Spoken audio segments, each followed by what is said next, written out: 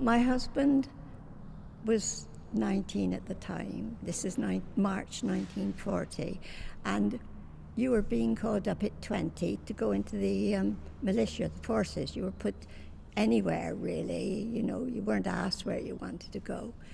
And my husband said no. Well, he wasn't my husband then, he was my boyfriend. He said no, he wanted to go in the RAF, so he was going to volunteer. So he went into the RAF Volunteer Reserve.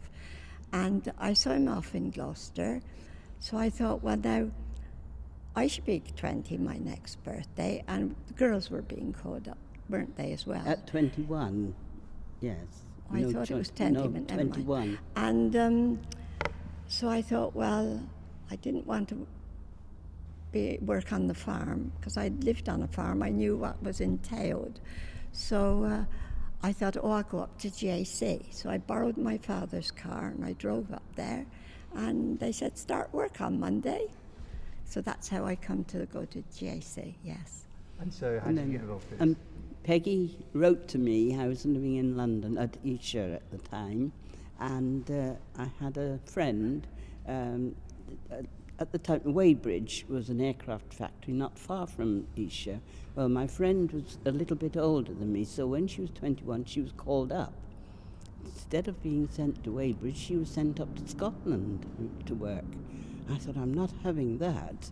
So, bearing in mind that Peggy had written and said she was at Gloster Aircraft Company, why don't you come and join me? I did. I came back to Gloucester and I went to GAC, and that's how I came to be there. And can you remember that first day? Oh, well, I can. yes. I can remember getting up 5:30 in the morning and riding my bicycle up to Birdwood to catch the bus. Coming in on the bus and clocking in. I didn't know what I'd got to do. I didn't know what clocking in meant in those days. No. And yes, and then I had to go up to the office, into Mr. Sullivan's office, and we were given a bib and brace uniform and a cap to wear to cover our hair.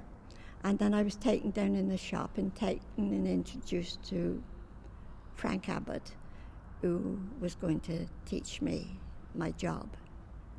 And what was your job going to be that first day? Working on the Hurricane, putting in the hydraulic system to pull up the undercarriage. And that was my job. Did you have any sort of engineering experience or any practical experience like this at all? None at all. I didn't even know the difference between a screw and a bolt. I do now. I expect you do. And same for you, Phyllis, really. Was it quite daunting when you went there? Because you, with no experience, all of a sudden you were building hydraulic systems and aircraft. It must have been an incredible experience. And I was so dreadfully shy when I was young that it really was very daunting to be in I'd never been inside a factory. I didn't know what factories were like.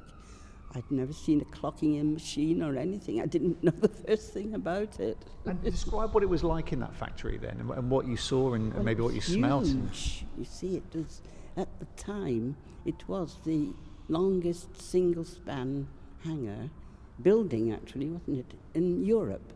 It was so huge, wasn't it? And all these aircraft in rows all the way down. And, you just thought, well, how can you cope with it all? You felt so small.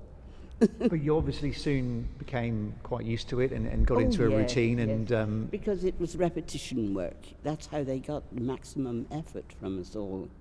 You do the same job on each plane. As you finished your job, you went to the next one, did the same thing. Others followed on, and that's how they got maximum effort from us all, you see. Did you enjoy it? Yes, I did. Yes, I did. It was quite a different experience to the sort of life that I'd lived before. Of course it was. Completely different. Yes. And I heard you saying earlier you felt glad because you were doing your bit. Was that important to you? That's right. Yes. Yeah. And doing what we wanted to do. This was the main thing, really, because it was quite an experience to go, like myself, living on an isolated farm and then going and working in a factory with 250 men in there, was it? Oh, it must have been quite that, because altogether at the factory, I think there was 1,200 Lots Yes. of people worked there. But how did you then come to work on the Typhoon? Was it just a case that production moved to something Oh, else? yes, Yeah, yes. you the just hurricane moved was on. phased out and the Typhoon came in, you see. Yes. So we were some of the first workers on the Oh, Typhoon. we were, yes, we were the first And, ones. Because we were already there. They brought others in afterwards when Yes. they needed a greater quantity of workers. So what were your jobs for the Typhoon? Mine was working on the bulkhead, which I loved doing that. It was so interesting and quite complicated, really, because all the panels, you know, everyone was different. So what exactly did you have to do on the bulkhead? First of all, you've got the bulkhead shaped like that, and round the top of there I had to put like a rubber, you know, like the draft excluder that goes round doors and windows. That had to be put round there, so that had to be riveted on. So that's how I come to use the pot riveter. And then when I'd done that, then it was all the different panels, which were all different size, well, mainly 4BA and 2BA nuts and bolts, but different ones for different size panels. And every one was different, of course it was. And Phyllis, what did you do? I did the ailerons and also the footstep that they pulled down, and then when the pilot got into the cockpit and then it retracted, you see, so I had to fit that. It must have been fascinating work on that production line as well. Was it like you were sort of an army of women that would come along, the frame would come along, you'd put it all together and it would They move were all on? there, and amazing. we just, all of us moved on doing the next job.